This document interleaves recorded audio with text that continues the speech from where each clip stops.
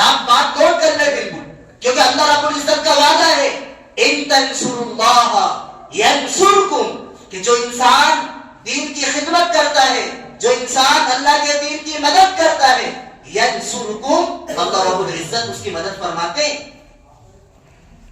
آپ مجھے جواب دو کہ ایک چیز ہے، اس کو حاصل کرنے کے لیے بہت ساری چیزوں کو سیکھنا پڑتا ہے یا بہت سارے اصولوں کو اپنانا پڑتا ہے، تو بتاؤ وہ چیز بغیر اصولوں کو اپنائے کہ بہت ساری چیزوں کو سیکھے بغیر حاصل ہو جائے گی؟ ہو جائے گی؟ نہیں ہوگی، بلکہ اس چیز کو پانے کے لیے، اس مقصد میں کامیابی حاصل کرنے کے لیے ہم کو انتھک کوشش کرنے کی ضرورت پڑے گی۔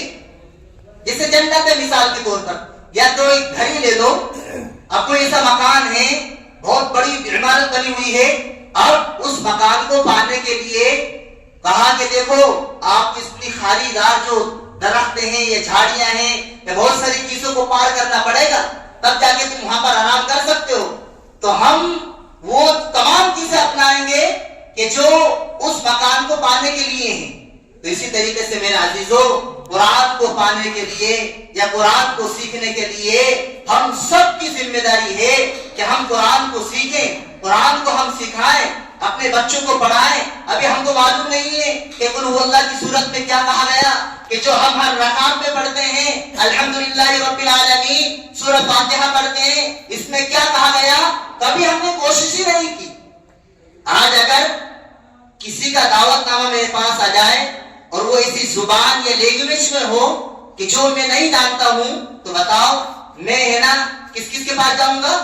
جتنے بھی لوگ ہیں سب کے پاس جاؤں گا۔ جو بھی ارے حضرت بتا دو اس میں کیا لکھا ہوا ہے، ارے اس میں بتاؤ تو صحیح آخر کس کس کا نام ہے، کیونکہ یہ زبان میں نہیں جانتا ہوں، ایسی زبان ہے جس کو میں نہیں جانتا، آپ پڑھ کے بتا دو۔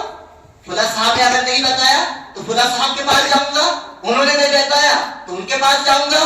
الغرض جب تک میں مکمل طریقے سے اس خط کو یا اس پیغام کو یا اس دعوت نامے کو جب تک نہیں سمجھ لوں گا، مجھے چین نہیں آ سکتا۔ ارے صحیح بات نہیں ہے؟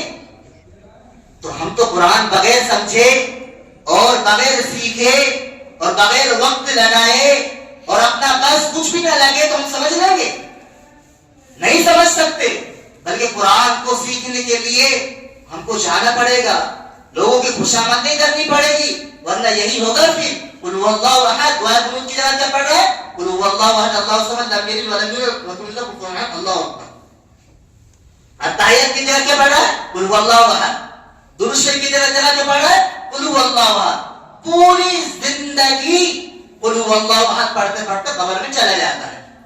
سیکھ لیں گے جب کہا جاتا ہے، ارے سیکھنے کے صاحب ابھی تو بہت وقت باقی ہے، جب کہا جاتا کہ بھائی آپ کی تحیات اچھی ہے یا سورۃ فاتحہ یاد نہیں ہے، سیکھ لو، سیکھ لیں گے ابھی تو۔ بہرحال تو میرے عزیزوں ہم کو سوچنا ہے، سمجھنا ہے۔ میں نے ابھی بہت ساری باتیں بتا دی ہیں، اپنے حضرت کے بھی بیان ہوا تھا، قرآن کی تلاوت بھی کی، اور بہت ساری قیمتی نصیحتیں بھی ہمارے سامنے آئی ہیں۔ بس میں بار بار یہی کہہ رہا ہوں، اللہ کے نبی صلی اللہ علیہ وسلم بار بار یہ ارشاد فرمایا کرتے تھے، کہتے تھے اسمعوا واطیعوا، لوگوں میری بات کو غور سے سنا کرو اور عمل کی نیت سے سنا کرو، کہ عمل کرنے کی نیت سے سنا کرو، تو انشاءاللہ اللہ رب العزت ہمارا دنیا میں بھی کامیابی اور کامرانی کا جو وعدہ ہے دنیا میں بھی ہم کو عطا کریں گے، اور آخرت میں بھی کامیابی اور کامرانی ہے۔ بہرحال اللہ عمل کی توفیق عطا فرمائے۔ ہمارے درمیان ہمارے قاری اعظم صاحب جو ہمارے بڑے ہیں، یہ بھی آئے